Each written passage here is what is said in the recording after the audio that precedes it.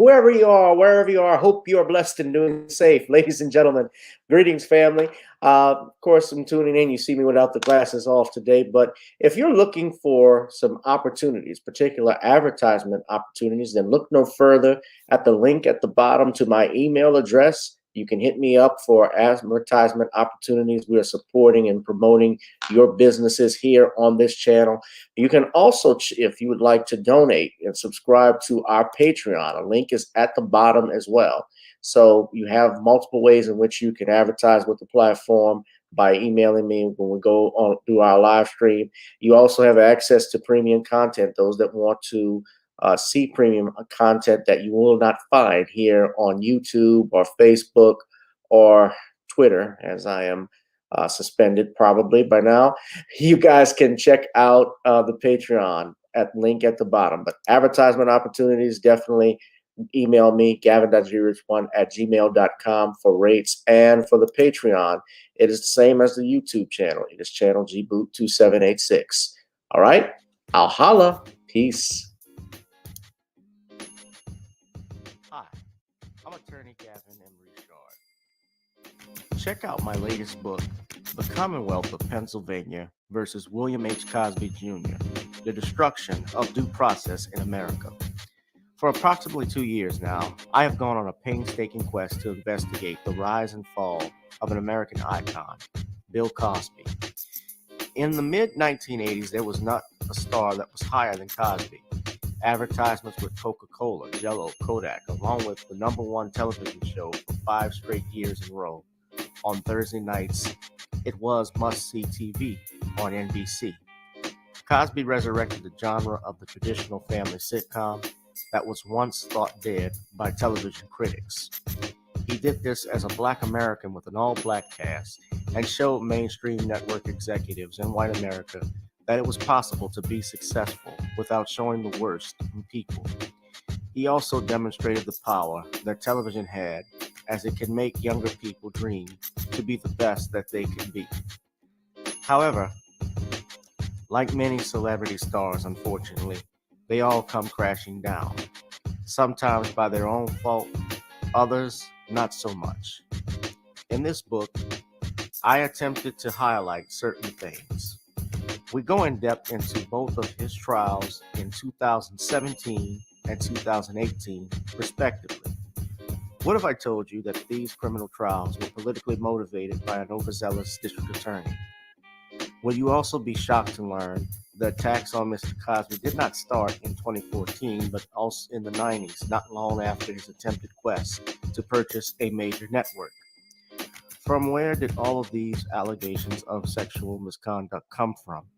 Were the accusers telling the truth?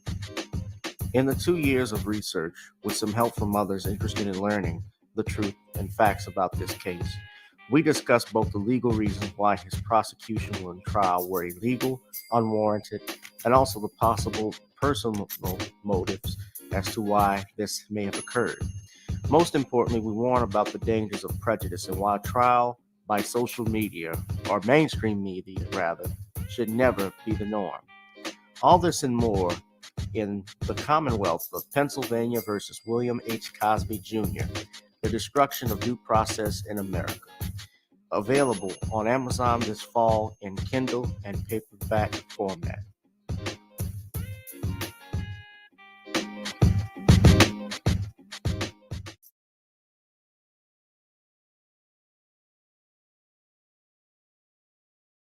The place to be is right here with me. It is Random Topic Sundays here on channel gboot2786 on Gavin Richard, our backup channel, as well as Twitter at gboot2786 and Gavin Richard via Facebook. Whoever you are, wherever you are, I hope you are blessed and doing safe. And today, ladies and gentlemen, we have on the very lovely Nicole from Nicole's View, who will be stopping by. So we want to welcome her, and you follow her on Twitter at Black Liberation 84. That's BLK Liberation 84. We have a bunch of things to get into. First off, ladies and gentlemen, in order to support this channel, as you know, it's not monetized. I need you to please drop a gift in the Cash App, PayPal, Zelle, or GooglePay, or Venmo that you see in the banner at the bottom. Also, You saw the trailer for the Commonwealth of Pennsylvania versus William H. Cosby Jr. You can buy on Kindle, or you can also get so go to our Facebook page to support the channel. Another thing you can do is also buy some good old fashioned Creole seasoning. Try it on chicken, meat, on fish. Knowing this goes great with every dish. Of course, though, right now we're gonna get started by getting on down because before we get on down, we got to get on iTunes. So without further ado, we're going to bring on our guests very shortly today, and I can't wait to go over everything with y'all. But first, let's boogie.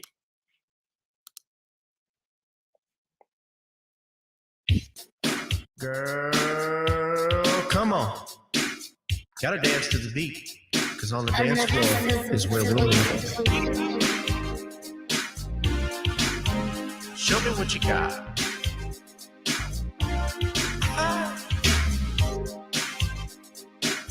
Gotta feel the groove. Feel the groove, get on the floor. Get on the. Right now the party's wasted. There's nothing much to do. But once the groove gets started, tell me, what do you have to lose? Just look into my eyes, girl, as we glide across the room. And what to my surprise now, the beat takes hold of you. Now if you're feeling like I'm feeling, so come on baby, let's start dealing. Time to get this party started. Ain't no time for the broken hearted. When the rhythm takes hold of you, there's only one thing left to do. Cause the beat is really moving. Time to get your body moving. Gotta get on up and move your body.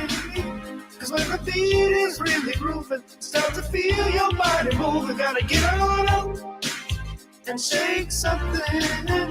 Feel the groove, get on the floor. Get on the. Tell the DJ play the whispers. Rock steady in the mood. Put on earth, wind, and fire. Tonight we're gonna groove. Show me how you do the four corners. Electric slide or two. Hit the bus stop or do the bunny hop, baby. It's really up to you. Now if you're feeling like I'm feeling, so come on baby, let's start dealing. Time to get this party started. Ain't no time for the broken hearted. When the rhythm takes hold of you, there's only one thing left to do. Cause the beat is really grooving. Time to get your body moving. Gotta get on up and move your body. Cause when the beat is really grooving, it's time to feel your body moving. Gotta get on up and shake something. Feel the groove, get on the floor. Get on the. Now 2020 hasn't been the best year of all times. We've been dealing with death, the pandemic, racism, bad policing, and all the bad rhymes. But like Uncle Snoop once said, if you breathe and you're achieving. So if you're ready, I need you all to get on up. Are you ready? 1 and 2 and 3 and 4. Get your butt on the dance floor. 5 and 6 and 7, 8.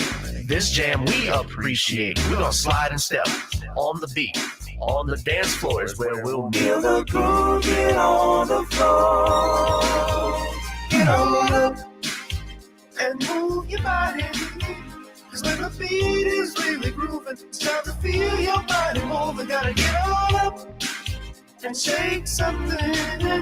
Feel the groove, get on the floor. Get on Oh, baby, yeah, gotta get on up. Come on, baby, gotta get on up. Baby. Feel the groove, get on the floor. Feel the groove, get on the floor. Gotta get on up. What's up, family? Welcome to an exciting edition on Super Bowl Sunday, or AKA, as the B1 family has stated and Jaleel put up there, Janet Jackson Appreciation Day.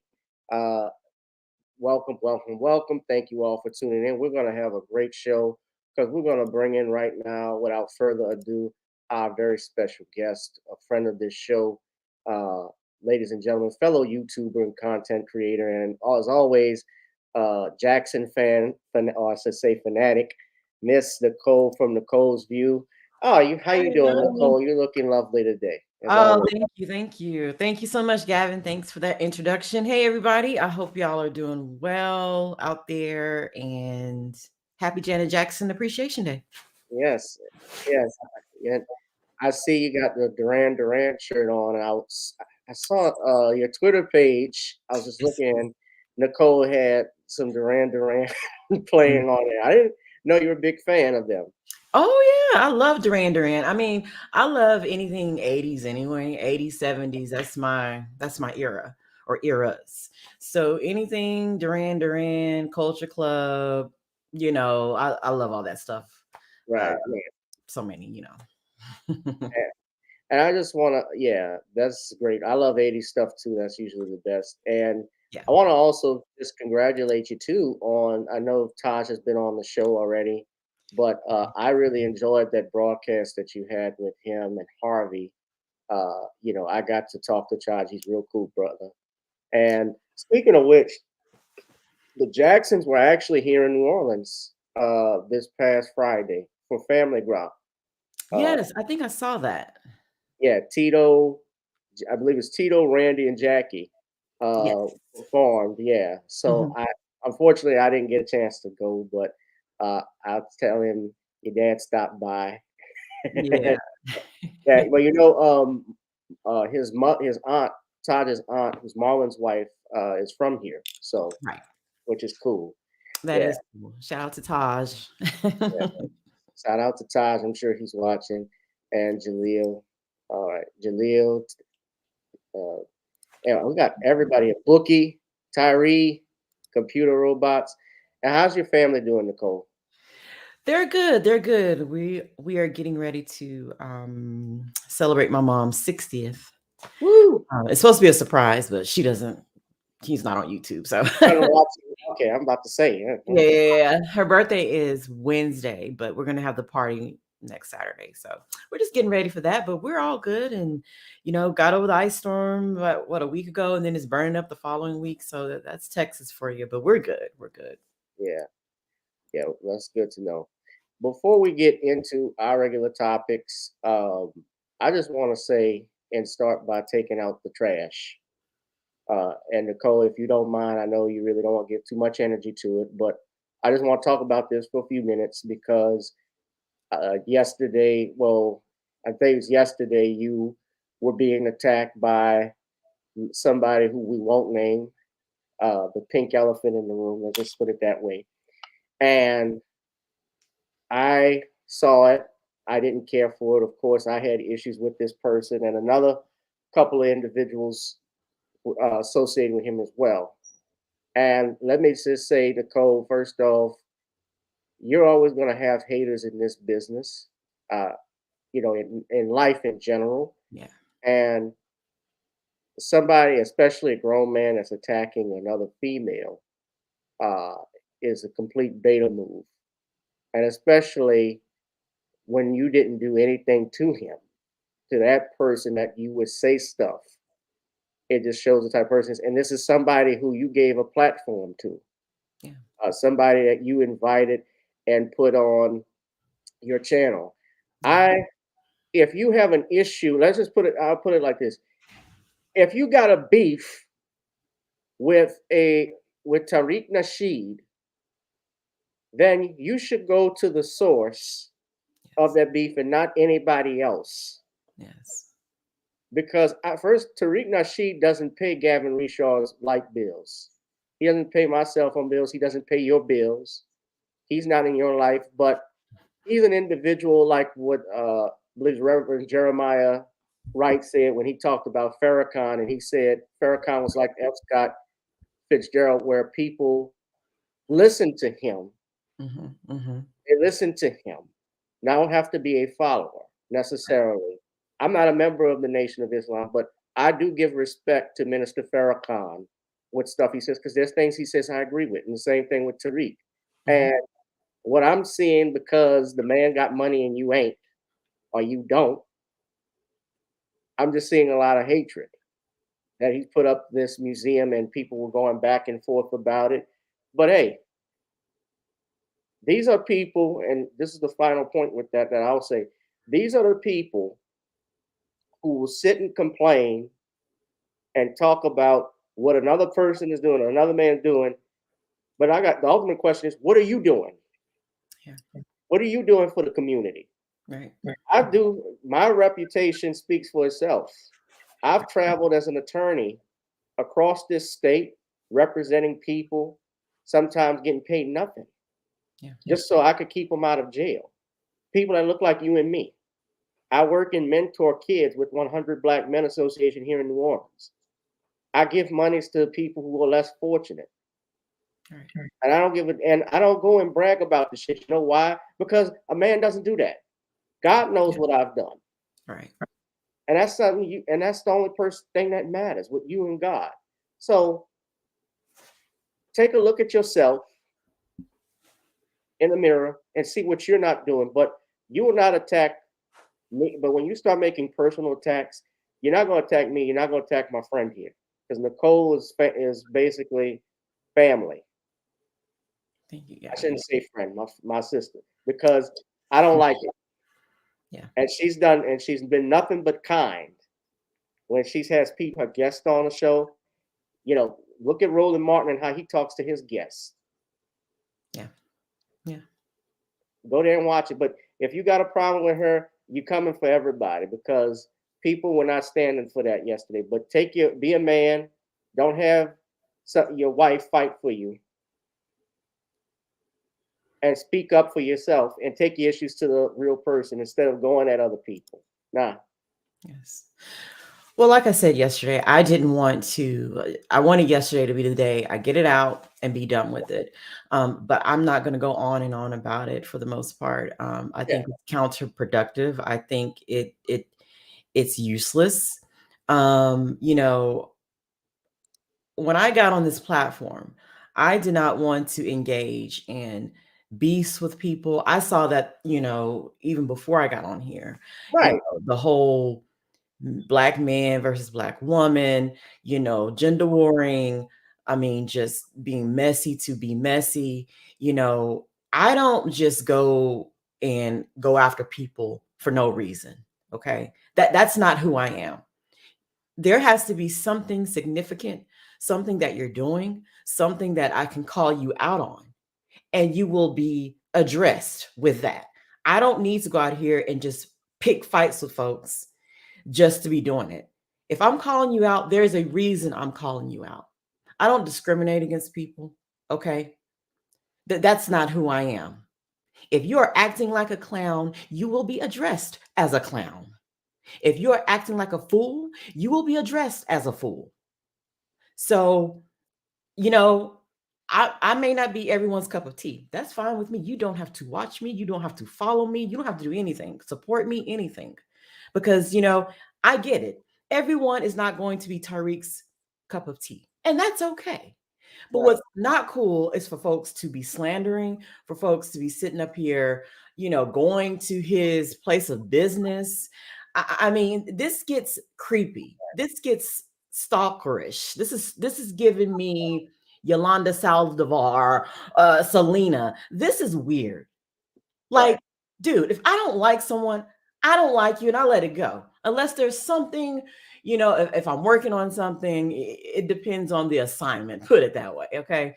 But no, just to be messing with people is clownish, is stupid.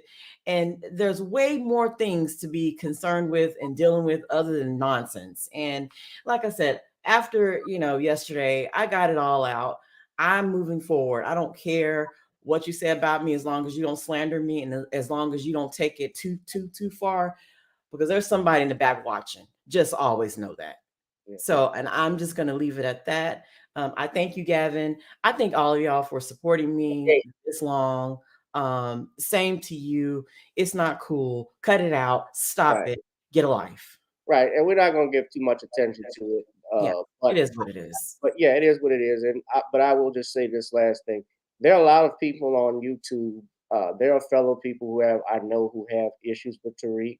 Someone in particular, Queen. I know Queen Amadaya has said stuff, but Queen and I are cool, and I'll never speak ill of Queen Amadaya Shakur because she actually has had me on her platform many times.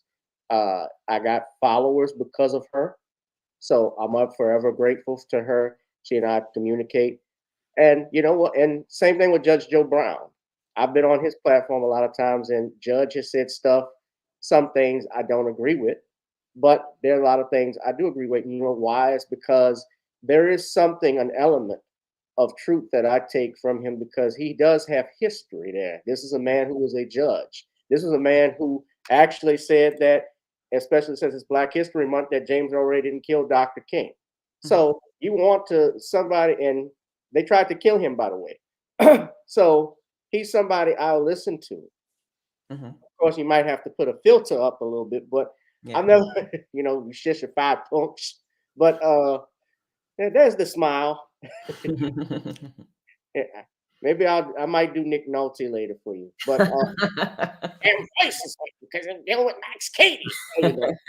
You're a mess. Yeah. But that's but that's basically how life is. You're supposed to take my father always told me when everybody say something about you, take with a grain of salt. Listen to it. But I give respect to that. But that being said, you're a great YouTuber, you're a great content creator.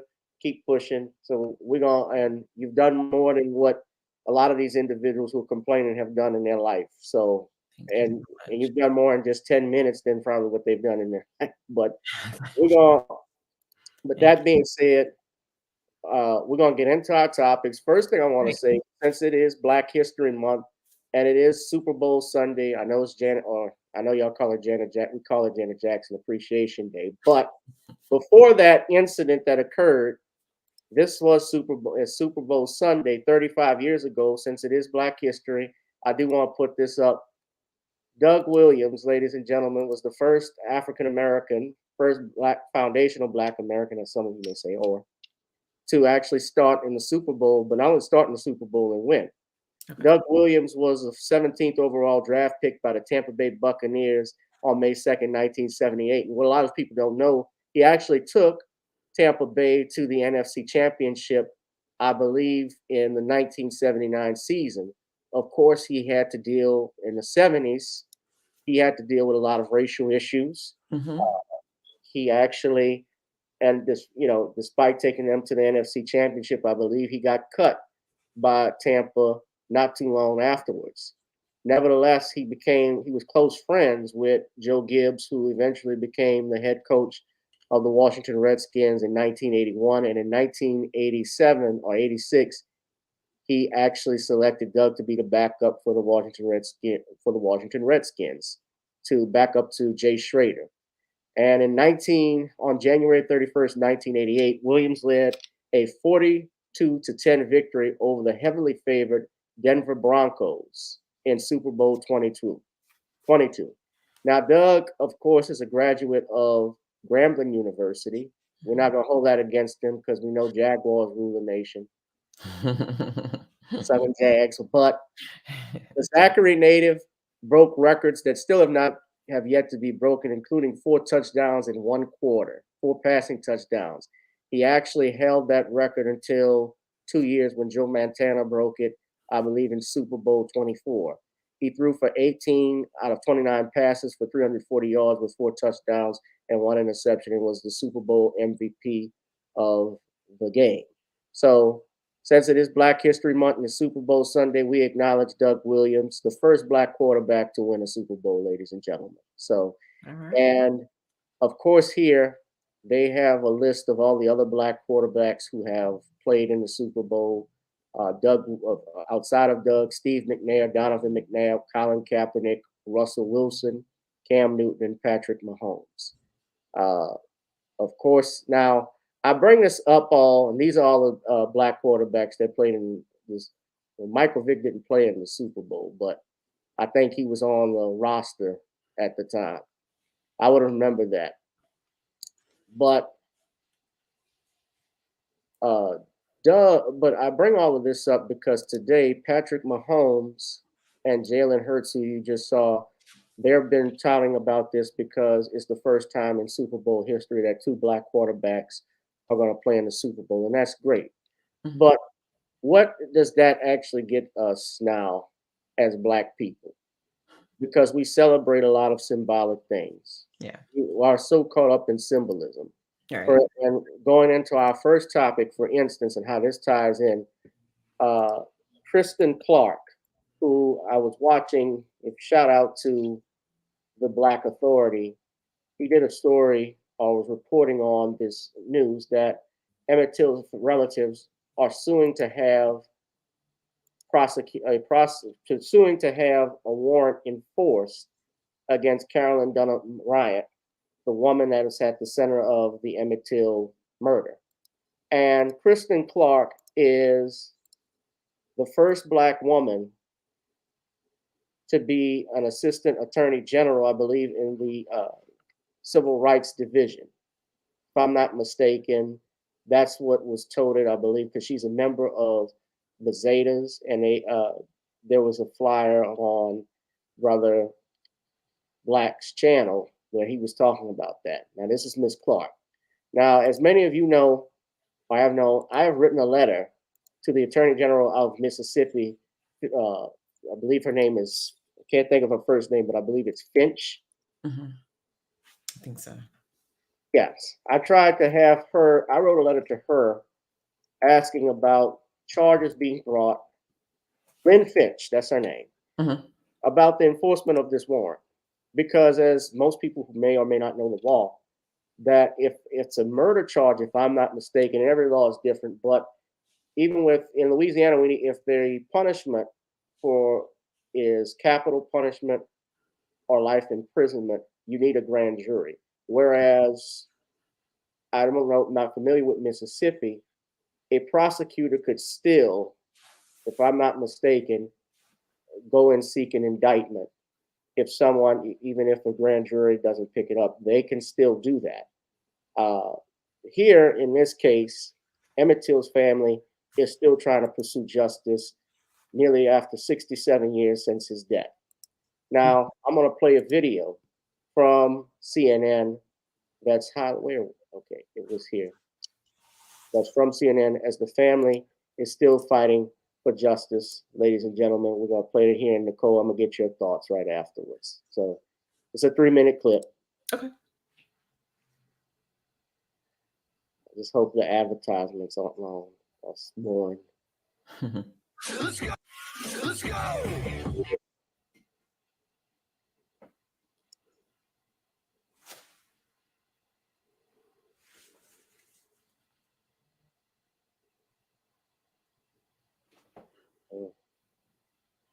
I've been partial to Toyotas anyway.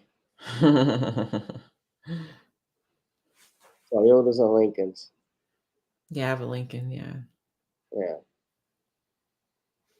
Today, I believe we were led by our angels, led by the spirit of Mamie Till Mobley and Emmett Till.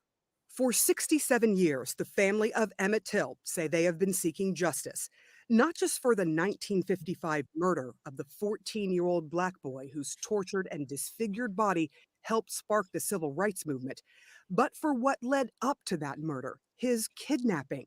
The family believes one suspect is a woman who is still alive. I mean, we thought of things like citizen's arrest. I'm just going to tell you. We thought of things like, well, can we find the warrant and present it to her?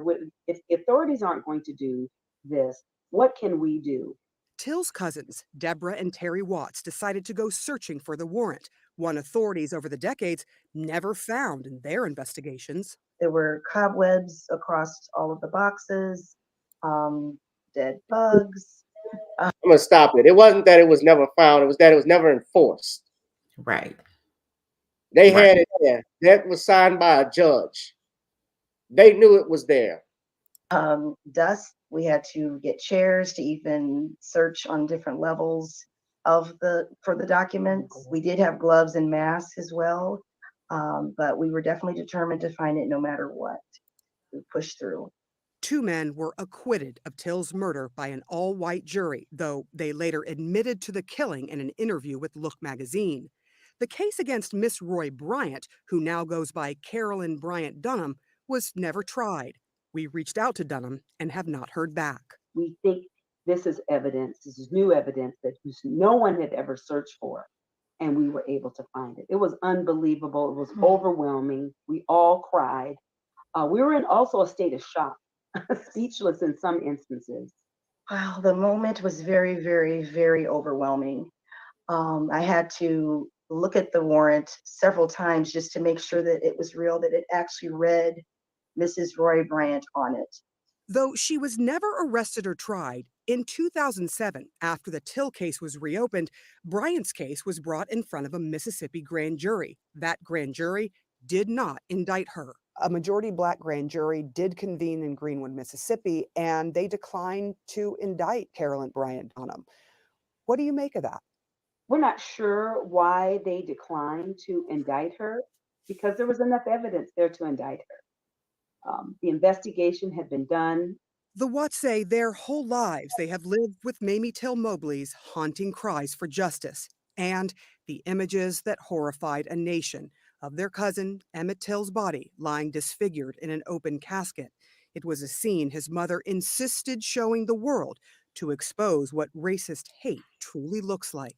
We did take the torch from Mamie. We ensured to her that we will continue the fight before she passed away. And so for me, I definitely want to see it through, but it has been a tremendous amount of trauma. I still feel like the weight is on our shoulders. We found the new evidence, and so we just want justice served. We are doing this without hate, malice, or vengeance against Carolyn Bryant. We just want justice served. Justice has been denied for 67 years, and it needs to be served. Absolutely. Absolutely.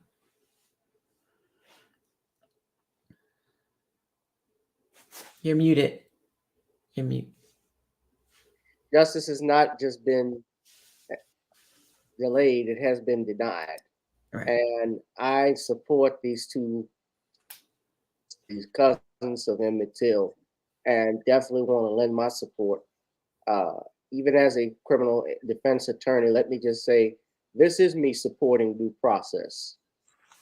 Right. Because that's how the system works. When a crime has been committed, you bring the accused forward and they have their due process in court and a fair and impartial proceeding. And if the evidence leads to say that the person is guilty, so be it. If it's not guilty, then so be it. But the fact of the matter is, this has been like this for 65 years, and this warrant was 65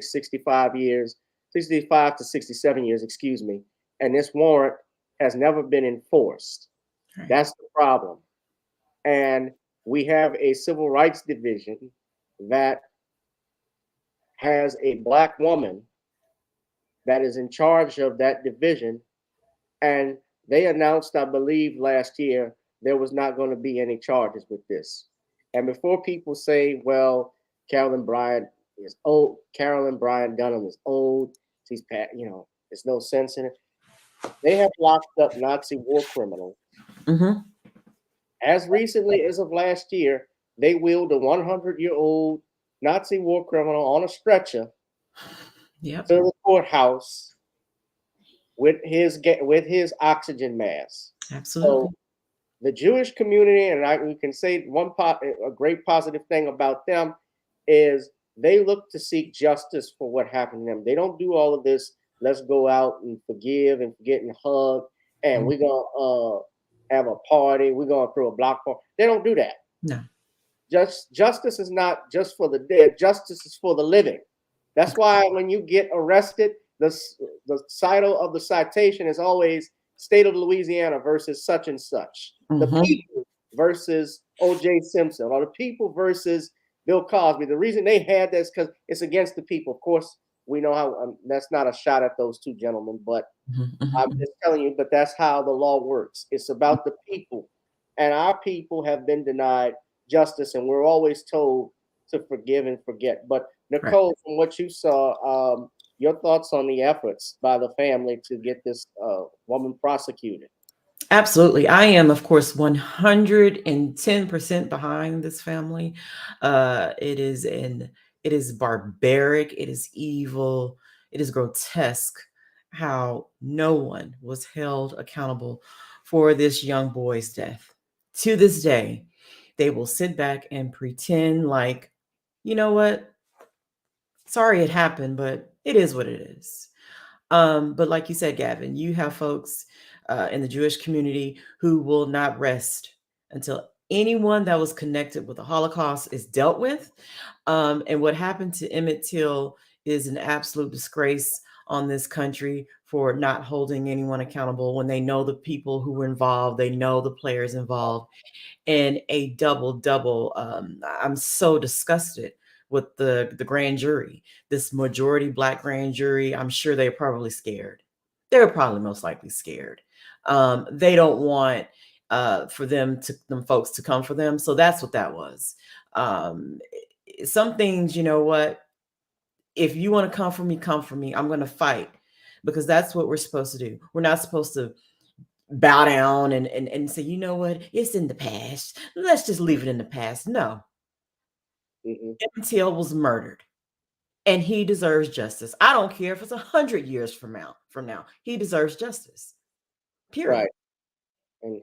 And here's this old bag. They declined to indict the white woman whose accusation set off the lynching. The white woman whose set off the lynching of Emmett Till nearly 70 years ago. Carolyn Bryant Dunham now initially claimed that Till made unwanted advances towards her at her family's grocery store. It led to the brutal torture and lynching of the 14-year-old. The prosecutor said the grand jury found insufficient evidence to charge Dunham. Now, this was in August when that happened, and the prosecutor in that county is a Black man. Correct. Now, they said they didn't have any evidence, but here's what we know from the court records. Mose Wright, Emmett's uncle, testified that that night that happened, he heard a voice, light as a feather, and he described it as a woman. What he believed was a woman, identify the boy, because they said, is this the boy? And the voice said, yes. So we got to ask ourselves if those two devils that came and got Emmett identified him and took him and dragged him to that farm and beat him to death, how were they able to identify him late at night in bed when they didn't see that supposed incident happen at that grocery store? When his cousin and her husband went to kidnap Emmett Till. Correct. Somebody had to point him out. Exactly. Now, yeah, the witnesses in the case, most if not all the people that have died, they're not dead. I mean, they may be dead. And yeah, it may be hard to secure a conviction, but you know what? If it went to trial and at least the evidence was there and they put the prosecutors made the effort, I can accept that. Right. What I can't accept is that you had a warrant that was sitting collecting dust for 65 years because somebody put it there purposefully and it was never enforced. And you're saying nothing can be done about it. When we have literal cases of people being arrested and charged for murder some 40, 50 years later, when we don't, and same thing with the Nazis. I'm pretty sure some of the witnesses in that case are dead because this was over 70-something years ago. Right. Yeah, it's always with Black people is justice delayed, justice denied. So it's always with that. And I hope, I don't know where the family members are, where they are located, but I certainly think that what they should do is come on new Black media platforms, support what they're doing, start either a GoFundMe page or a change.org, more like a change.org petition, and get as many signatures as you can to Mhm. put pressure on the state of Mississippi and on the feds too, because since these cold cases could have come up, they have that division, that civil rights division. Pressure needs to be put on them, and we got to keep in mind this is not Donald Trump's regime. Right. Donald Trump actually wanted to reopen, actually had Justice Department reopen the case. Say what you want about him, but Joe Biden's administration, they've closed it. This ain't on. I can't blame Trump. You can't blame him. Wow. That I didn't know, but yeah, but it doesn't shock me. It doesn't shock me. They want this to be in the dust bins of history. They want us to forget about it, forgive and forgive and forget. And no, it's not going to be. I'm sorry. Shame, shame, shame on the Biden administration. Anyone connected with this that's trying to close the books on a murder. It's Right. wrong. Because I mean, remember when Medgar Evers was assassinated? What happened with Byron Della Beckwith? He got a hung jury. I believe he had been tried twice and he had a hung jury, so he could Right. always be re-prosecuted. So there was no double jeopardy. And in the Mhm. 90s, they had finally convicted him, and in part was because he was bragging about it, just Right. like those two assholes. Right. And that was in Mississippi. So here, what we have in this case, this person has never been tried. She's never been arrested to begin with, and she needs to be. Exactly. I don't care how old she is. I don't care if she has an oxygen tank hooked up to her back. She needs to be charged. Period. Yeah, she needs to be charged. She needs to be charged. It's really despicable. Every time I think about Emmett Till, it is so despicable. And Yeah. he's not the only one. That's the crazy part. So many people have gotten away with this. And they get away with it because they allow them to get away with it. They get away with it because of white supremacy. They get away with it. I just want to read this final thing, though, and this is on Miss Chris, and I'm talking to you, Miss Clark. According to her biography on Wikipedia, when she was appointed by Joe Biden on January 7th, 2021, to head the United States Department of Justice Civil Rights Division, she said in response, quote, "If I am fortunate enough to be confirmed, we will turn the page on hate and close the door on discrimination by enforcing our federal civil rights laws." Well, ma'am, you've said this. We're going to hold you accountable. Yeah. We got to hold you. I'm going to hold your feet to the fire. And she was supported by law enforcement organizations, Jewish organizations, the ADL, the Justice Department alumni from Republican and Democratic administrations. We're going to hold her accountable. Hate crime survivors and others, because you know what? The hate crimes that we saw in the United States started with us. And Emmett Till's case is basically the epitome of hate. Right. It is the textbook definition of a hate crime. Absolutely. Absolutely. Gavin, it just this case just I know. I'm surprised. Do you think, I've always said, if this woman ends up passing away, Dunham, she goes by Dunham, right? Carolyn Dunham, Carolyn Bryant Dunham.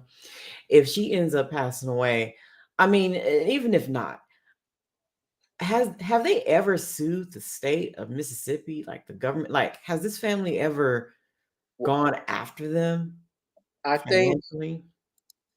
well, I believe this is in part what this lawsuit is about. Okay. Let me just go back.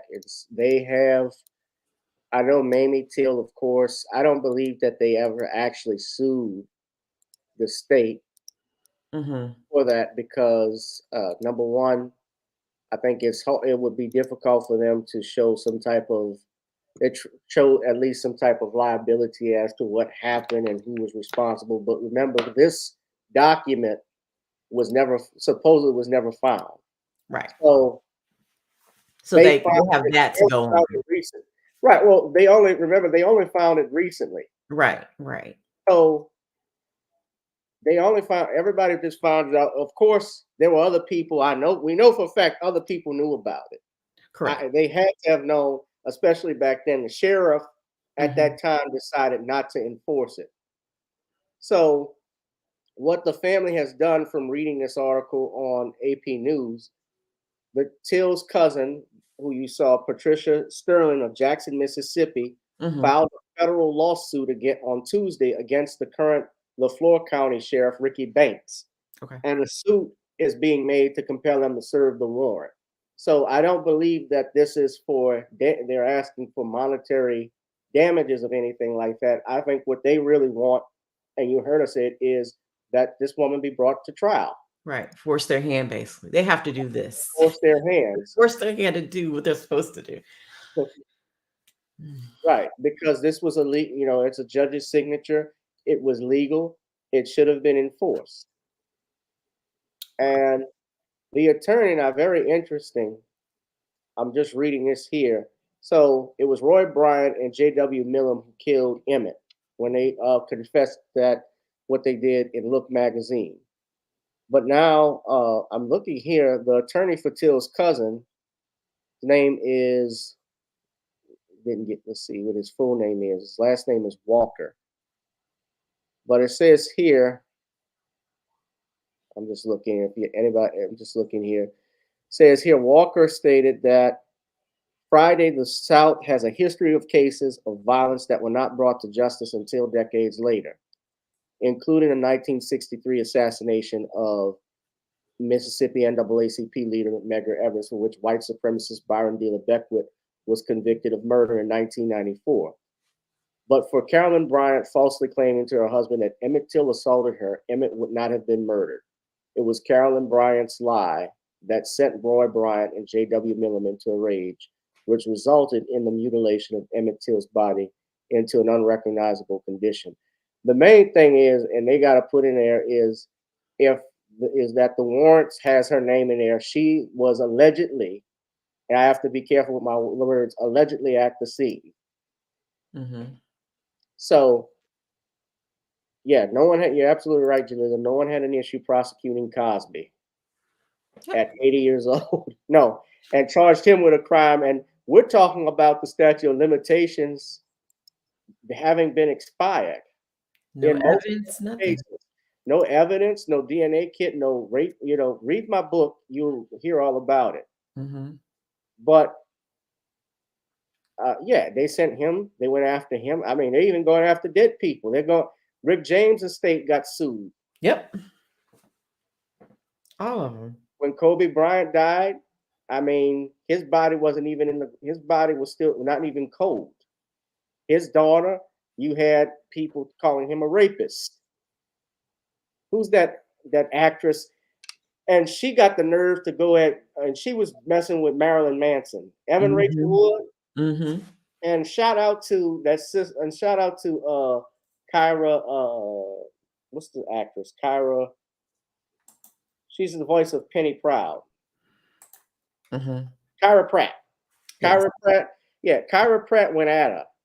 I think they were both in the same series, and she was appalled at the way that Evan told her, the way she basically was gloating at Kobe Bryant's death. So that's essentially what you're saying. He deserved to die. That's just despicable.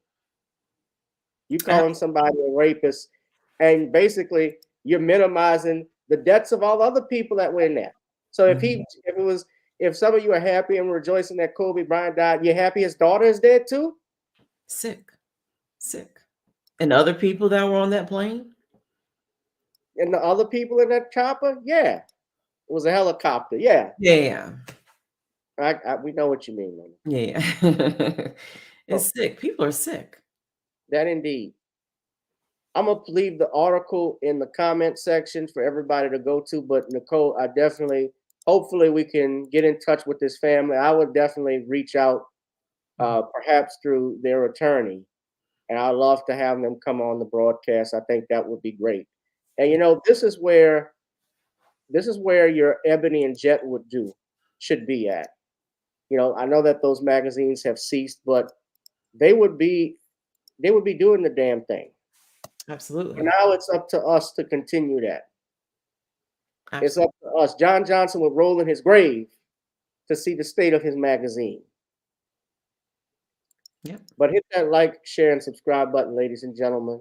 Hit that notification bell. We got a couple more topics we're going to get into. Now that it is Super Bowl Sunday, and shout out, you're right, Black History too. Lovie Smith and Tony Dungy, the first Black head coaches in the Super Bowl, will go head and head against each other. But I saw this, since it is the Super Bowl, this Philadelphia Eagles player has been charged with 1 count of kidnapping, 1 count of felony rape. And they're both felonies. Right. But his name is Josh Sills. Josh Sills, who's a former Oklahoma State lineman, has been charged in Ohio court with rape and kidnapping. Both are first-degree felonies. As his team might be winning the game later, Sills will be preparing for a court appearance just days after. Sills was issued a summons to appear in Garcetti County Common Pleas Court on February 16th. Now, the Eagles general manager, Howie Roseman, was asked about Sills' case in the days leading up to the Super Bowl, and the lineman has reportedly been placed on the exempt list, the commissioner's exempt list, so which means that he can't travel with the team. And the GM basically said, I'm not going to get in any legal matters or talk about anything that's going on off the field right now. The allegations against Sills stem from an alleged incident on December 5th, 2019. And according to the police report released, law enforcement was called to the Southeastern Ohio Regional Medical Center emergency room to investigate a report of sexual assault. The alleged victim, who was identified as a 21-year-old female, told the deputy that Sills had dropped her and her cousin off at the relative's home at around 2 a.m. But when she attempted to exit his vehicle, he allegedly grabbed her by the arm and pulled her back in the truck. According to the report, the victim said Sills then grabbed her by her ponytail and tried to kiss her, and when another friend in a separate vehicle drove up behind his, he allegedly grabbed her by the neck and threw her down on the seat and got on top of her so no one could see them inside the truck. The report went on to say that Sills allegedly forced the victim to perform a sex act for approximately 20 minutes. And during this, she repeatedly made attempts to tell Sills to stop during the duration of the incident. Sills then only agreed to release the victim after he repeatedly asked if she would talk to him again. So, and here's the thing, he's a rookie. Now, the police report states that the victim went to high school with Sills and had known him for about 7 or 8 years at the time. So this is someone that he knows apparently. Mm-hmm. Now, of course, as I always say, he is presumed innocent. We don't know all the facts about the case, and he has yet to go to trial. So he's innocent until proven guilty. And it may be, this could have been a consensual act, or nothing could have happened. We don't know. Right. What I will say, and the reason why I'm commenting about this is, how many of you have heard this story on mainstream news? In particular, where is ESPN's Stephen A. Smith or Shannon Sharp talking about this story? And I bring that up for a reason, because Stephen A. Smith got caught in a flat-out lie. A lie about why he dislikes Kyrie Irving. Yep. Something happened, because he admitted that when confronted by Jason Williams, that there was nothing personal about Kyrie Irving, but then he got caught on another podcast saying just the opposite. Just the opposite. He's always said some slick stuff about Kyrie Irving. Now, you never heard this. This is the same Stephen A. Smith, if y'all recall, when Dana White slapped his wife, he defended him. He said he was gonna go. He went soft on him. Yeah. I mean, he gave the corporate, we do not condone violence, but I reached out to him, blah, blah, blah. I mean, you would have thought he was auditioning for a Hallmark commercial. Where is all this energy when it's some other folks being accused of stuff? Where is that energy? But when it comes to us, his people, quote unquote, it's like World War III with him. And I can't with him because he's a hypocrite. He's a phony. He's fake. And his hairline. He's doing what he's supposed to do. And his hairline stinks. Get a guy like Dana White, who's in a very influential position. He's got the African American Jason Voorhees headline. Terrible. This is going to make a lot of people uncomfortable. But what he said was actually factual from this perspective. What exactly is it that you're going to do? He can walk away, okay? I saw. You keep him away from his job, from the sport, right. from his job that he loves. That's fine, and he was telling you he'd be fine with it. Because it's a privilege to be the face of a company. I understand that. I'm saying to you what he said yesterday is that he's going to be fine regardless. Yeah. So what I'm saying to you is this. So for the second time, First Take addressed Dana White committing an act of domestic violence. I think they went very easy on him. And I say that because they don't go easy. Now, you go back, Jason Williams, and Jason Williams has even gone public against his own network at the way they did the Kyrie Irving thing, because Kyrie was unjustly, in my opinion, I felt he got a bad break. Yes. He was unjustly punished. Right. He shared a link to a movie, and I've never even seen the damn movie, but you didn't get mad at Amazon, you didn't get mad at Jeff Bezos for putting that on their platform. They've actually said they're not going to take that film down. And the thing is, there's something called free speech. He had a right to his opinion, whether I agree with it or not. And I understood what he was saying, and really he wasn't saying anything. He just shared a link. Right. That's it. Now, if you have an issue with something in the movie, now I think Phil Scott, he saw the film. It's over 3 hours long. I'm not going to sit through that. But he saw it and said, there's a part where they do talk about denying the Holocaust. Well, I could just tell you, we know for a fact, I know because my grandfathers, and I think, Nicole, I don't know if your family served during, your grandparents served during World War II, but that was common. They went over, my grandfather fought in Germany against the Nazis. So they had laws that targeted not just Jewish people, but anyone who was not white, blue-eyed, blonde-haired, Aryan, even though Hitler wasn't blonde, didn't have blonde hair. They targeted people that didn't look like them, people of different races. So that was very real. There are history books show that. Right. Absolutely. But in terms of Black people, and in Africa, especially descendants from slaves, Africans, and especially in ancient times, if you look at where the Bible was written in the stories and locations, they were all in places where there were melanated people. Now, let me just play this. Okay, so let's get into Stephen A. Smith. Self-talk had this up here, and this is when he had the exchange with Jason Williams. Jay Williams said when Stephen A. Smith, Kyrie. I didn't say you lose. I don't lose any. Of all people with all the interest you have, got the nerve to sit here on national television and tell me I'm getting personal with a player. I don't lose no sleep. I didn't say you lose. I don't lose any sleep. I didn't say you lose sleep. I do want to flash back into Stephen A. Smith's history with Kyrie Irving, because Stephen A. Smith said it was never personal with him. I have to disagree with that. But the main thing I want to highlight is when Stephen A. Smith took Kyrie's tweets personal. This happened 9 months ago. I'll pull up the tweets right here. These are the tweets that Kyrie Irving put out. I'll be right back, and I'll have Molly Kiram read the tweets. Here's the video. When I see my name or my brothers and sisters' names getting spun through the media, I refer to all my research about who they are. Their job is to control public perception, all while profiting off of discussing, discrediting, and disrespecting people's lives for entertainment. He went on to say, I sent shots at the puppet masters, not the puppets. All the puppets do is run around society trying to gain popularity and state opinions. What a life. My name is worth billions to these media corporations. My brothers and sisters who deal with this know exactly what I mean. Okay, so when Kyrie Irving put out those tweets, keep in mind he didn't say Stephen A. Smith's name, but Stephen A. Smith took it upon himself to send Kyrie a 24-hour warning.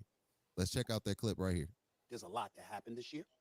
And, you know, especially in Brooklyn with Mr. Kyrie Irving. Oh, yeah. That brother put out a tweet today. We ain't talking about it today because we at the NFL draft. Let me look into the audience and say this. Oh, you thought I had stuff to say before. Wait until first take tomorrow. I'ma save it. I'ma save it. I'ma marinate on what this brother had the audacity to put on social media today. I'ma let it marinate for the next 24 hours. Molly, I want to emphasize, Molly Kiram doesn't have anything to do with it. The ESPN executives don't have nothing to do with this. The producers, the great Sam Tanucci, Antoine Lewis, James Dunn, and the whole crew, they have nothing to do with this. Put that camera, don't come right here. Tomorrow on First Take, this brother right here gonna put up this stuff on social media to say the stuff that he said. I'ma let it marinate for the next 24 hours. If ever the cuffs came off on First Take, it's coming off tomorrow. I can't wait. I don't even want to sleep. You of all people with all the interest you have got the nerve to sit here in national television and tell me I'm getting personal with a player. I don't lose no sleep. I didn't say you lose sleep. I don't lose any sleep over Kyrie Irving. Stop the cap. And I have another edit I want to show you guys because Stephen A. Smith had another take responding to those tweets. And this is what Stephen A. Smith had to say. I would never give him a long-term contract again. He cannot be trusted. I'm going to be calm when I say this, Keith. We are witnessing one of the most delusional athletes in American history. He's lost. Do you think that Kyrie is worth all of this drama? No, he's not. He's not worth it at all. A matter of fact, let me say this straight up and down. I think Kyrie Irving should retire. I think he should announce his retirement today. And the crazy thing about that, man, there's much more that I could highlight and show. But as we can see, it is very personal with Stephen A. If you made it this far in the video, smash that thumbs up button for me if you haven't already. That helps my YouTube. Yeah.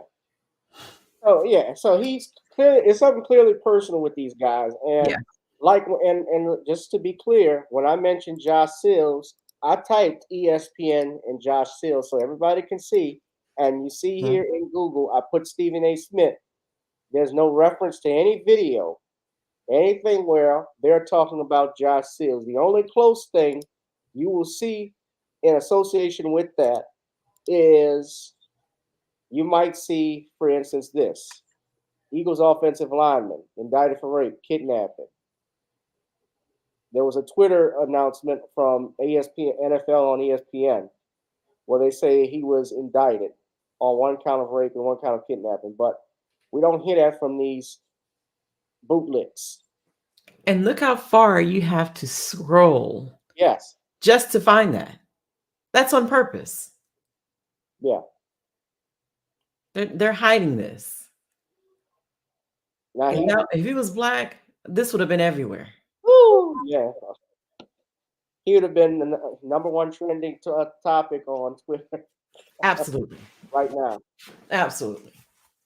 But this don't surprise me. This is who Stephen A. Smith is. This is what ESPN does. Mm-hmm. But how we changed that, essentially, there was a time when I remember I was listening to Dwan B. and he said this, and we talked about the Telecommunications Act, how radio used to be local, now it's national.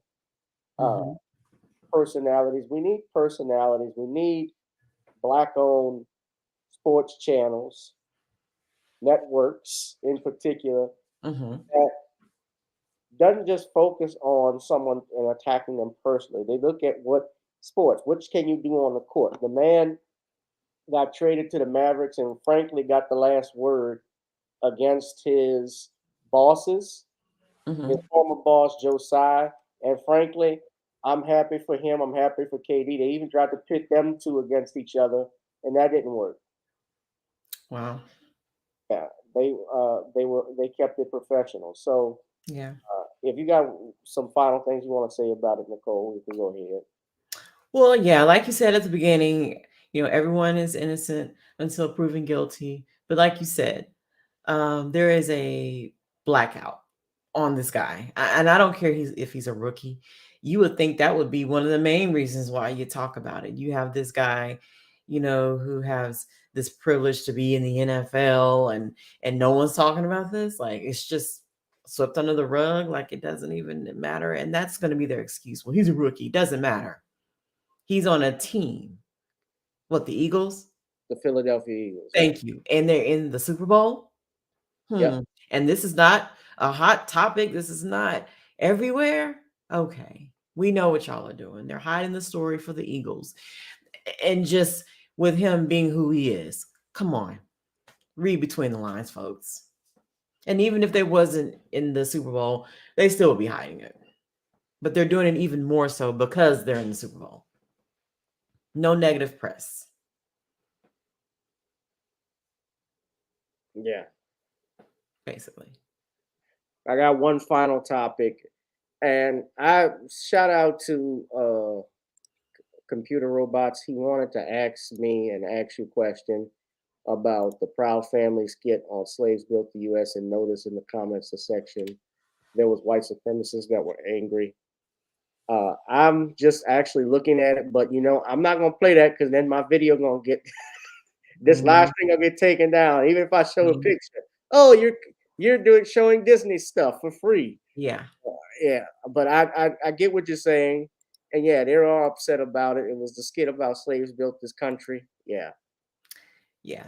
Well, they have to have a reason to be outraged. I mean, this thing with reparations, it's taken off, especially in California. We're seeing all these task force coming together across the country trying to see what we can do with this. So, of course, you're going to have those out there who are just, of course, anti-Black anything, especially anything like, reparations, which is something which is literally a debt owed. It doesn't matter what they think. It is a debt owed. Okay. You cannot treat people that way and not expect people to demand what's owed to them. I don't care if they're living or dead. It is a debt owed. It is a period. debt. You can like it, scratch your ass, get glad, excuse me, Gavin, but that's what it's going to be. Well, I mean, yeah, and he essentially, the root word of reparations is repair. It's to repair something that happened, and every other ethnic group has gotten some type of compensation for something that happens. If it's Jewish people, they've gotten reparations from American companies because they participated in some way with the Holocaust in some way or benefited. So they've given monies to those groups. Japanese Americans that were put in internment camps here during World War II. You also had Native Americans, and that's a big one that get monies allocated from the government that's sent to them. So it's not something that's not impossible to get, but it's just that it's who they decide they want to give it to. And and the reason why a lot of this shit why we see things like this happening, like I mentioned with Emmett Till, why those three should have been dealt with from the day it happened is because Black people don't have no power. We're not unified. Right. And there's no consequences for this stuff. That's why they think they can get away with it. Absolutely. That's why that's why they're getting away with it. Absolutely. It's like, I mean, come on. It's like, would you go to work and at least for those who are working, at least you don't have to worry about being whipped to death or beat to death or raped or abused or anything. Imagine going to work and you don't get paid. What are you going to do? You're going to sue. Period. So I don't even I think back in the day, we used to get really fearful and, oh, let's not even talk about reparations. Now we're past that. We're like, we don't care how you feel how you feel, but this is what is owed. Get over it. Don't matter. I'm not paying for this. Don't matter what you got to say. The government owes. and they will pay. I don't know when, but they will. Period. Y'all hit that like, share, and subscribe button, ladies and gentlemen. We're on with our sister, Nicole. And I want y'all to hit that notification bell. We got one last topic we're going to get into. I want to talk about this. And of course, this was big news that was trending for the last few weeks. Of course, we've seen what happened with Tyre Nichols. Nicole, I don't know if you haven't talked about it on your show as much because I know you hadn't been back yet, but I want to play this video right quick. There's some new details that have come out regarding that white officer. Apparently, it's alleged that he mishandled, quote unquote, where is it? Documents reveal more about the background of another former Memphis police officer terminated in connection to Tyre Nichols' traffic stop in Hickory Hill. Thank you for joining us. I'm Joe Berg. I'm Joy Redmond. Memphis police are asking to have Preston Hemphill decertified after his alleged actions on January 7th. Action News 5's Bria Bolden combed through those documents today. Bria, tell us what you found out. Well, Preston Hemphill began his career with the Memphis Police Department in 2018, and it almost ended a month after he and other officers pulled over Tyre Nichols on January 7th. Investigators say Hemphill made false statements about that night, and his behavior that night was unbecoming of a public servant. Records from Memphis police show Preston Hemphill applied to the Memphis Police Department in February 2017 after attending the University of Memphis for about 2 semesters. He began working for the department in June 2019, but failed a physical exam and 5 months later became a civilian employee. In March 2020, he transferred into a law enforcement position. Hemphill was disciplined twice for mishandling department equipment. He received a written reprimand in 2019 and another in 2022 that required him to take remedial driving. He eventually became part of the Scorpion unit. On January 7th, investigators say Hemphill told them Tyre Nichols was stopped for reckless driving, but then told investigators he didn't actually see Nichols driving recklessly. He also said Nichols began fighting with officers after he was stopped and tried to grab his partner's gun. Video evidence shows this did not happen. Investigators say Hemphill violated the department's truthfulness policy. Hemphill used a taser on Nichols as he was fleeing in oncoming traffic, and the documents show he failed to retrieve a part of his taser that was missing. Both actions are against MPD's compliance with regulations policy. Hemphill is also heard on body camera footage using foul language, including saying, quote, "I hope they stomp his expletive," after Nichols fled. Investigators say Nichols showed no sign of violence toward Hemphill and say the former officer's behavior at the scene violated MPD's personal conduct policy. Documents also show Hemphill did not collect and tag a cell phone found in Nichols' car. The evidence was eventually towed to the city's impound lot. This violated MPD's inventory and processing recovered property policy. Documents show he also violated compliance with regulations policy by using personal handcuffs. Investigators say Hemphill had the chance to change his initial statement to investigators. He did not and declined to speak at his hearing with MPD. Now, even though Hemphill declined to speak at that hearing, the Memphis Police Association did give a statement saying that they objected to having a hearing before the TBI's investigation concluded. Hemphill is not facing any criminal charges. Reporting live from downtown Memphis tonight, Bria Bolden, Action News 5.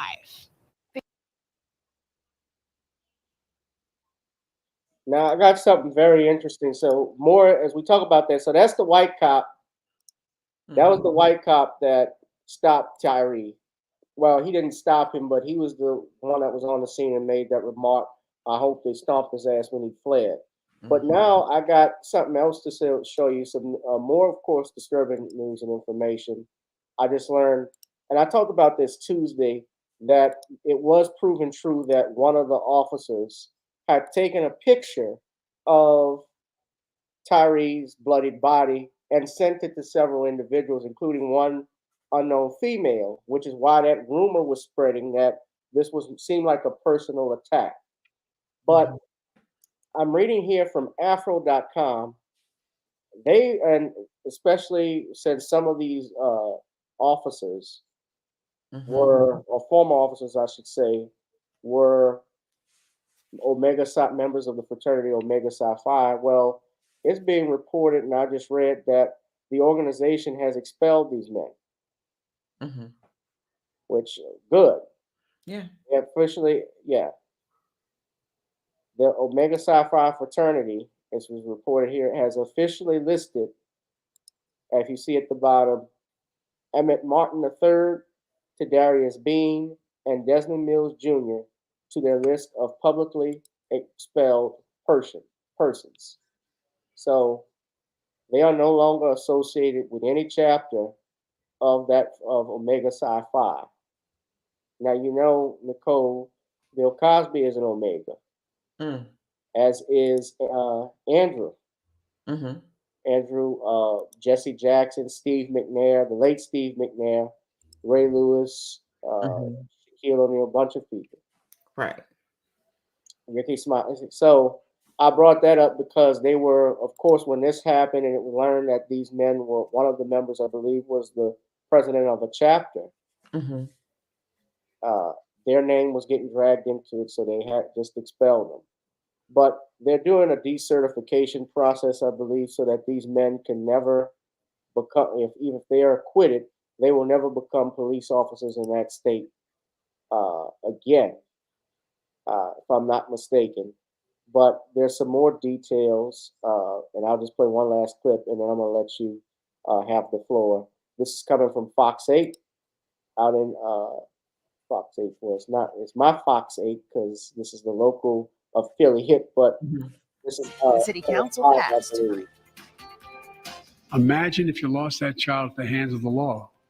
Oh, Lord. President Biden delivers his State of the Union address with special guests Oh, from Lord, Memphis, where yeah. Tyree Nichols' mother told the president about the death of her son in police custody. Taking action for you. Action News 5 at 10 starts now. As Tyree Nichols sat limp, bloody, and beaten, one of the now fired cops at the scene of that traffic stop took a picture of the young man and sent it to half a dozen people. Good evening, I'm Joe Birch. And I'm Joy Redmond. The Memphis Police Department released more disciplinary documents to the Action News 5 investigators today. The paperwork paints a clear picture of lies, abuse, and a cover-up. Action News 5's Joyce Peterson joins us live in studio with the details. Joyce? Joy and Joe, the documents we received today fill in some of the blanks about what happened when Tyree Nichols was pulled over exactly 1 month ago tonight.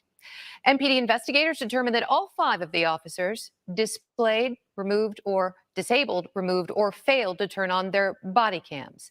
But as many people noticed when that video was released, one of the officers used a cell phone to take pictures of Nichols as he laid there suffering. And now we know to whom that now ex-cop sent that picture.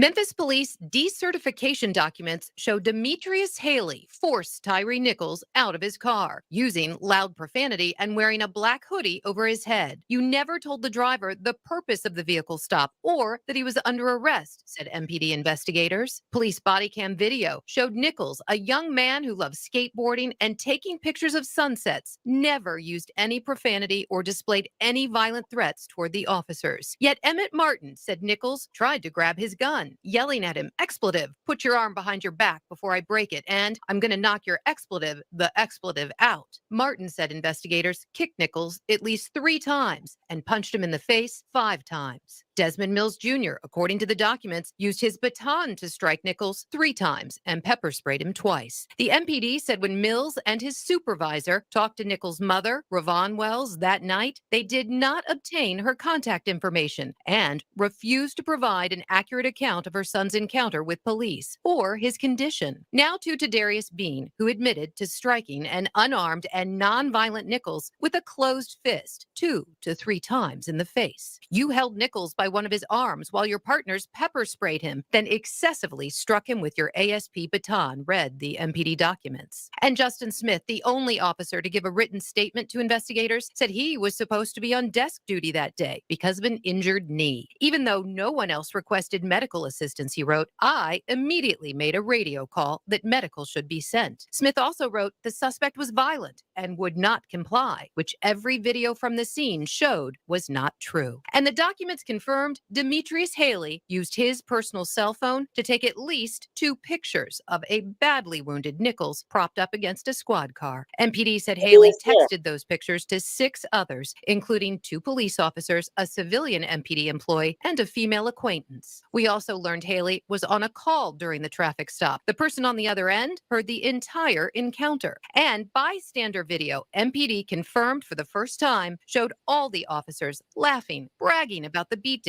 and making unprofessional comments. While MPD received nationwide praise for the swiftness of this investigation, the president of the Memphis Police Association, Esca Cage Rosario, said the hearings were a gross violation of the officers' right to due process. The MPA, she said, objects to the MPD's decision to proceed with the administrative hearing prior to the conclusion of the administrative investigation and TBI investigation. Memphis Police Chief CJ Davis is the one who requested these decertification documents, and that's to make sure that none of these fired cops ever works in law enforcement again in the state of Tennessee. Live in studio tonight, I'm Joyce Peterson. Joy, Joe, back to you. All right, Joyce, tonight the Memphis City Council passed multiple ordinances on police reform nearly 1 month. Wow. Yeah. Go ahead, Nicole. No, I was just going to say, it's really sickening and a shame, what happened to him, and they all need to rot in jail, and of course the white officer too. Yeah, why doesn't he have any criminal charges on him when he was involved as well?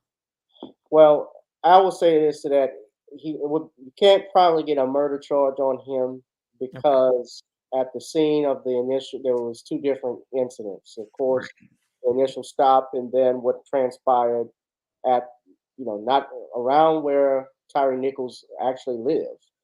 This was his neighborhood, from my understanding. Right. So there's 2 different incidences and set of circumstances coming in. What he can be likely charged with, though, since that is a document, and I believe it's if it's a local state document, I don't know what laws they have in Tennessee, but if he lied under oath, for instance, on that document, and I believe they swear there's a clause at the end of that they swear that they certify it's truthful. If they have anything that says under penalties of perjury in the state of Tennessee, he could be charged with perjury or something along those lines, or falsifying a report. Okay. And I'm not familiar with the laws in Tennessee. Judge Joe Brown would know more than I could probably ask him, but that does happen. But here's the thing that everybody I'm sure knows, and Nicole, you know this: police lie all the time. Yeah. They lie all the time, and they are given leeway about certain things often when stuff happens. They're given leeway on it, and that's in part because the state and they're part of the same branch. They work with the state, and in unison, while they go and enforce the law as basically the armed bodyguards of the state. They in turn present the evidence to give to the prosecutor, who makes the decision as to what charges are going to be filed. So they work in unison. Right. As regards to that Memphis Police Association, you got to remember the police department, that group, typically they are the defense lawyers for the police officers. So Correct. it's not uncommon that they will say something where they will defend the officers, because everybody looked at the video and said it was bad and knew it was bad. But they have to do their job in doing that. So anytime a MPA comes out and says something so stupid, it's just like, oh, they're just doing it. That's what they're supposed to do. So I'll let you have the last word on this, but if you Well, basically, this was horrifically bad, and they were all Black, and they will go down. So there really won't need to be any marches or any protests, because they're done. As far as I'm concerned, they're done. It's done. Yeah. I mean, I don't even see them. Not even a little bit. They're going to make an example out of them. Like getting off they're going to make an example out of them. And rightfully so. Yeah, of course they're gonna make. That's why they fired them. So quick. Yeah, What about Back to Blue? Not for you. Got that right. Not Got for that you. right. Wrong color. Wrong color. Wrong color. Wrong color. They will. They're going to face justice. So I don't think this family has anything to worry about. No. I think. Yeah. I definitely think something's gonna happen to them. Yeah.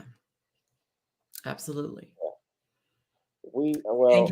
I was just going to say before, I don't know if you're going to leave or not. Have you been following what's going on with the farming family in Colorado? They're being harassed and all that. The Black family. Have you been No, following that story? I have not. Why don't you enlighten us? Oh wow, you have. Oh, I'm surprised you haven't seen that. Yeah, it's been trending. Of course, mainstream media hasn't been talking about it that much, but there is a family, a Black family that brought some land, bought some land out there in, I want to say, El Paso County in Colorado, where they've been harassed. They've been, you know, killing the animals. They've been poisoning the animals because they're in a major majority white area where they have their farm, and they've been stalked. Even the local law enforcement there has been harassing them, stalking them. It's crazy. It's a crazy story. They've been trying to raise money for security cameras, all that. I think this is what you're talking about. Correct. Correct. Made the drive down I-25 to get this story. It's a story out of El Paso County that is getting national attention. A farming couple say they are the target of continued racial harassment online and in person. And today, with the help of the NAACP, one of them is being bailed out of jail.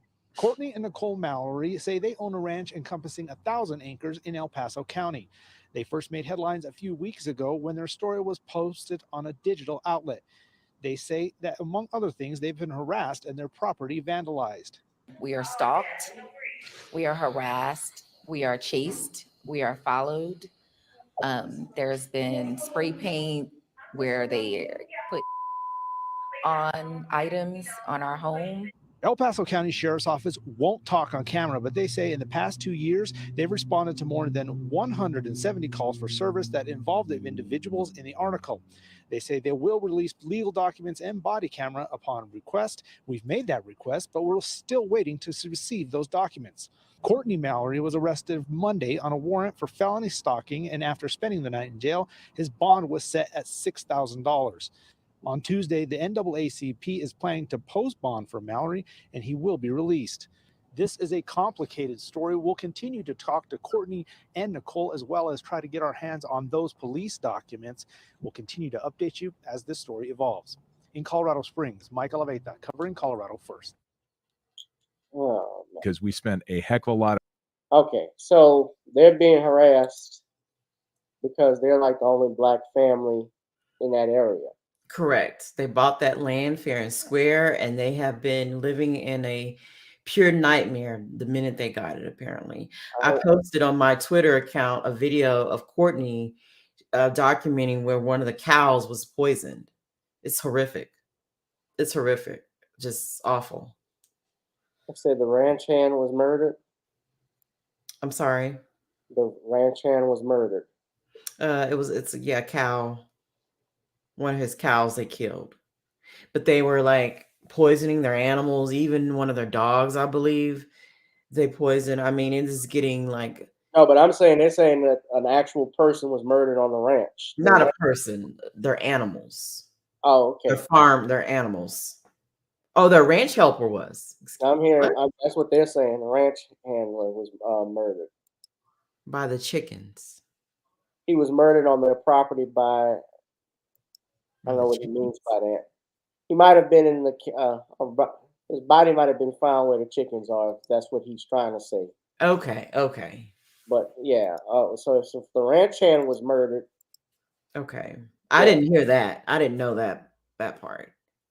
I just heard about the animals being poisoned, them being harassed, and it's insane. I think there's supposed to be a rally for them at the Capitol. I want to say the 17th or the 18th. But it's horrible. They also have a GoFundMe.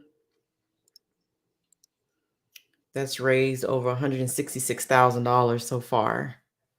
Yeah, they say the black. Yeah, they're saying it here. I've just read it. The 2 black ranchers in Colorado that were arrested on stalking charges. Mm-hmm. Yeah, this is the video of one of them being arrested. Well, That's Courtney. Yeah, the husband being arrested. My dad went electric. Up to 360 miles on a He was single over charge. property And if line. my dad's on board, yours could be next. Recorded. You know, I'm doing this for the next generation. Dad, we are not having the grandkids conversation again. No, I'm just saying EVs are good for any generation, or all generations. Generationally good. Introducing the all-electric Hyundai Ioniq 6 with up to 360-mile range. When it comes to EVs, we're thinking of every mile. Please make the call. Gerhardt's goons are at it again. Gerhardt's goons are at it again.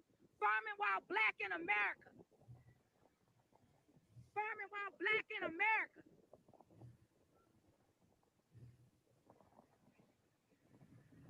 There's Deputy Hancock there with El Paso County Sheriff's Department. That's the vehicle 8306. He has not provided any information as to whether there's anyone else in the vehicle at this time. State Patrol appears to be handling this stop here.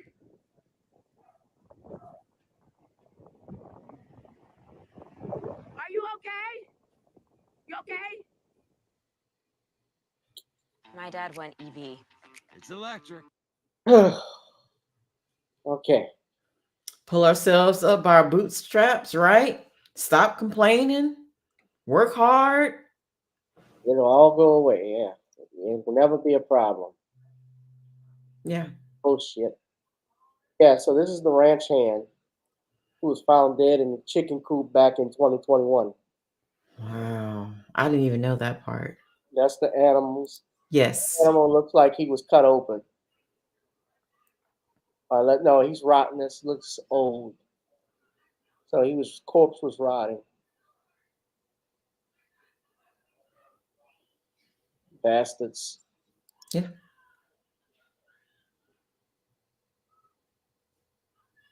It's really, really disgusting. And I even put on my Twitter account. So where's all the animal activists? I'm sure they've heard of this story. Where's everybody at? Where y'all at? And this is a Marine veteran? Yes. Oh, we love our vets. Yeah. We're the folks that are so about loving their country, patriotic, military, animals. Where are all these groups at? Where are they? We could use your voices too here. Yeah, I'm gonna look more into it. Yeah. Marcel, Courtney, the husband, has been in contact with Marcel Dixon, y'all know, running for Congress in South Carolina. So I always follow Marcel because he always Courtney lets Marcel know what's going on, what's the latest, if they've been attacked, if they've been, animals have been hurt, harm, or anything. So they're on social media as well. So. But definitely check out their GoFundMe because they're needing funds for security, camera equipment.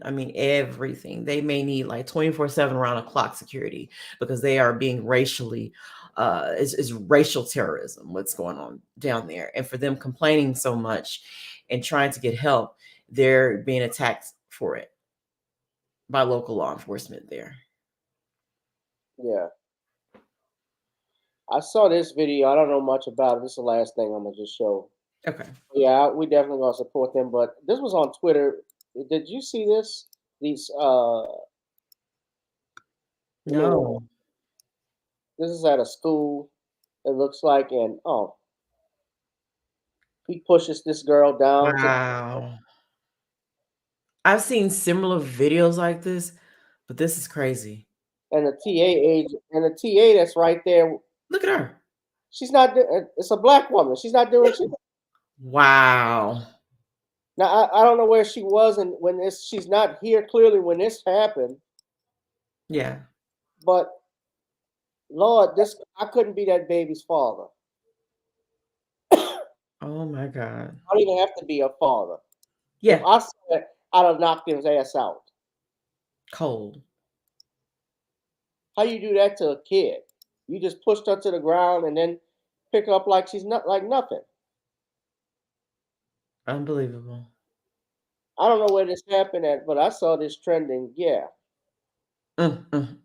and he looks like they, from what I'm seeing in these pictures, if that's them, the two teachers, I don't know their names and where this came from, but looks like they got muck shots, so they've been arrested. But yeah, I've seen stories like this before. Yeah. It's like I'm trying to remember, have I seen this before? Because you see them so much. It's sickening. It's really sickening.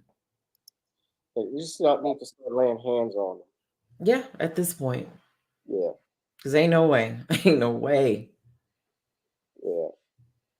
Well, Nicole, I won't keep you much further, dear. We've had a great broadcast. Why don't you tell everybody before you leave, what do you have coming up? Do you plan on doing some more live streams or? I definitely do plan on doing some more live streams and other things. But I don't know if you heard, Dewan B. He was Yeah. telling me about Caffeine TV. It's another app, social, like a YouTube sort of thing. And he said that he has like a crazy following. Like people easily can find his stuff and find him on there. And he has a pretty large crowd versus, getting on YouTube and you only have 100 or 200 or 30 people watching. So I'm going to look more into that. And probably start encouraging people to come over there as well. We can still do YouTube, but I still want to see how that goes. So look forward to that. Y'all look into Caffeine TV, like caffeine, like you drink a coffee, Caffeine TV. I think I'm going to start putting my stuff over there to attract a really large audience, because apparently Dewan said it's really great. Like people find your stuff easily. You're not shadow banned like you are on YouTube, but you can still use YouTube for those who just are always on here. But I'm going to use both in conjunction and see how that goes. So look for me on there because I'm going to start setting up over there as well. That's pretty much it. But I'll be here. I'm on Twitter. Y'all can find me there at BLK Liberation 84 and all that good stuff. So, but thank y'all. Thank y'all as always for always supporting me. Thank you, Gavin, for having me on and supporting me. Let's go. Let's go. I appreciate it. Yeah, I'm on Rumble as well, and I started to move stuff. I gotta do more content on there, but Rumble is pretty good too. You get good views. I've only done one video. Oh, okay. I didn't know if you did a couple. I gotta do some more, but the name of it, Bookie, is Caffeine TV, and I'm gonna actually put a link to. I believe this is it. Mm-hmm. I'm gonna put a link to it in the chat, and I'm gonna share a screen. I just got news that Dave, who's his name? Dave Julacour, True Boy the Dove from De La Soul died. What? Yeah, I don't know from what, but yeah, I'm seeing it trending right now on Twitter. Man, oh Jesus! Discord channel. Let me see. Oh wow! Yeah, copyright strike. Yeah, mute that because. Yeah. Wow, I am so sorry to hear that, man. That's why, lately, like if I'm with my dad or just my husband or someone, I've been trying to go to all like old school acts, concerts, because they're all going, I just, man, people are getting up out of here. So I try to, if I can, have the time and little funds, extra funds, I try to go support our acts because, man, they're all leaving here. Yeah. They are. Well, brother, may he rest in peace. Yeah, and that's young. 54 years old is too young. Yeah, he had any health issues, but yeah, rest in power to him and his family. And especially my thoughts and prayers to his family. Absolutely, absolutely. But we're gonna wrap this one up. I'm gonna just show everybody the Caffeine TV app website. That's it right there. I think that's what you're referring to. Correct. Yeah. So I definitely will look into getting that. Absolutely. Yeah, I'm gonna be on there setting up. Yeah. And learning more about it, but it's probably pretty much the same, Right. like his YouTube. Oh, I just got a notification. Michael Irvin. I hadn't heard about this. I'm gonna do a video about it, but Michael Irvin is going to be suing the Marriott Hotel and a bunch of others because did you hear what happened with him? I did, and that's good. That's good. I just don't understand. I'm seeing more people like famous men doing. Yeah, they pulled him from the Super Bowl because of this. Wow. Yeah. So I think it's good. It's good. There needs to be major pushback. You know, I'm seeing more notable names doing this when they've been accused. I even think one of the Backstreet Boys, he was accused by some woman and he turned around and sued her. So I think you're going to see this more. And I, for whatever reason, I don't know why the Cosby camp didn't sue Andrea Constand. Because she started all of this, in my opinion. So I think this needs to be done a lot more. Well, I think what happened too with Brother Bill, I can only imagine why a lawsuit probably hadn't been filed, is that by them commenting, because remember he was countersuing some women when this initially started. Correct. And you saw more women come out. Right. And even Janice Dickinson suing his attorney for defending him by saying she was lying. She filed a defamation lawsuit and won. Right. Yeah, well, I mean more so with I got that, and that was the game plan to more women pile on. So it's like he can't fight so many at the same time, but at least with Constant, because to me she was the initial person that started this. So if anyone he should go after, it should be her. But I'll leave that alone. I know about Brett Favre with his lawsuits against Shannon Sharp and Pat McAfee. Correct. Brett Favre stole from the lowest to the low. All right. Correct. You got nothing on Shay. You ain't getting no money from Shay. So Shay will not be stopped.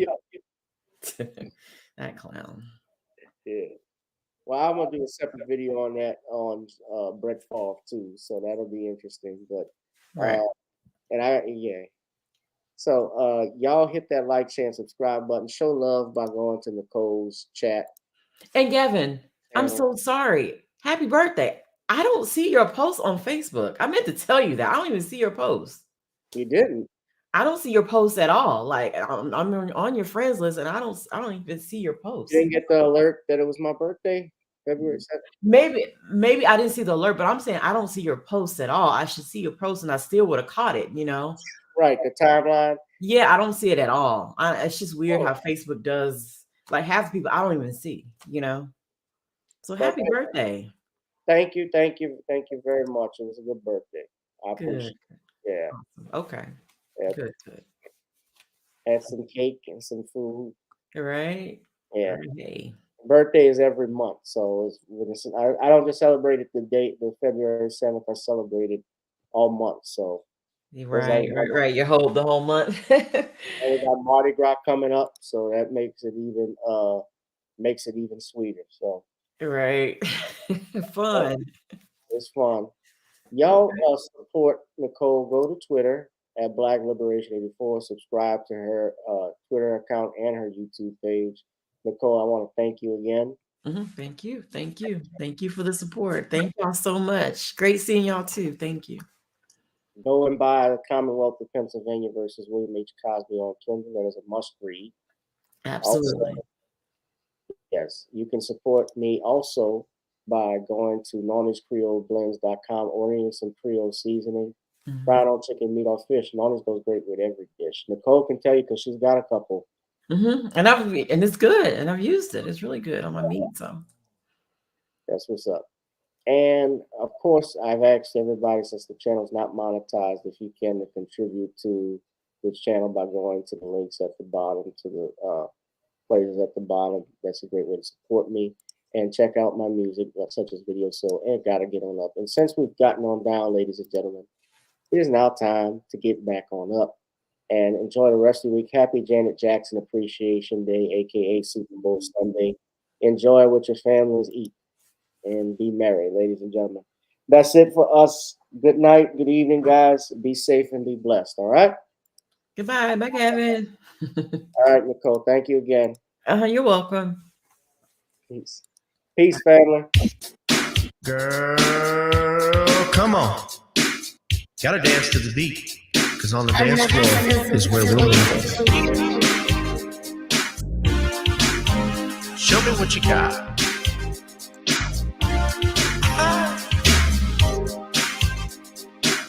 Gotta feel the groove. Feel the groove, get on the floor. Get on the. Right now the party's wasted. There's nothing much to do. But once the groove gets started, tell me, what do you have to lose? Just look into my eyes, girl, as we glide across the room. And what to my surprise now, the beat takes hold of you. Now if you're feeling like I'm feeling, so come on baby, let's start dealing. Time to get this party started. Ain't no time for the broken hearted. When the rhythm takes hold of you, there's only one thing left to do. Cause the beat is really moving. Time to get your body moving. Gotta get on up and move your body.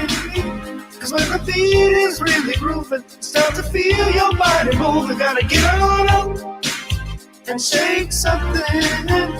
Feel the groove, get on the floor. Get on up. Tell the DJ play the whispers. Rock steady in the mood. Put on earth, wind, and fire. Tonight we're gonna groove. Show me how you do the four corners. Electric slide or two. Hit the bus stop or do the bunny hop, baby. It's really up to you. Now if you're feeling like I'm feeling, so come on baby, let's start dealing. Time to get this party started. Ain't no time for the broken hearted. When the rhythm takes hold of you, there's only one thing left to do. Cause the beat is really grooving. Time to get your body moving. Gotta get on up and move your body. Cause when the beat is really grooving, it's time to feel your body moving. Gotta get on up and shake something. Feel the groove, get on the floor. Get on up. Now 2020 hasn't been the best year of all times. We've been dealing with death, the pandemic, racism, bad policing, and all the bad rhymes. But like Uncle Snoop once said, if you breathe and you achieve. And so if you're ready, I need you all to get on up. Are you ready? 1 and 2 and 3 and 4. Get your butt on the dance floor. 5 and 6 and 7, 8. This jam we appreciate. We're gonna slide and step on the beat. On the dance floor is where we'll meet. Feel the groove, get on the floor. Get on up and move your body.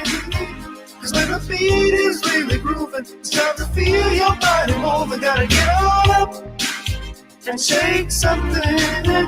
Feel the groove, get on the floor. Get on up, baby. Yeah, gotta get on up. Come on, baby, gotta get on up, baby. Feel the groove, get on the floor. Get on up. I want the Iceman, son of a bitch. Come on, convict. We're going to get in the bar fight.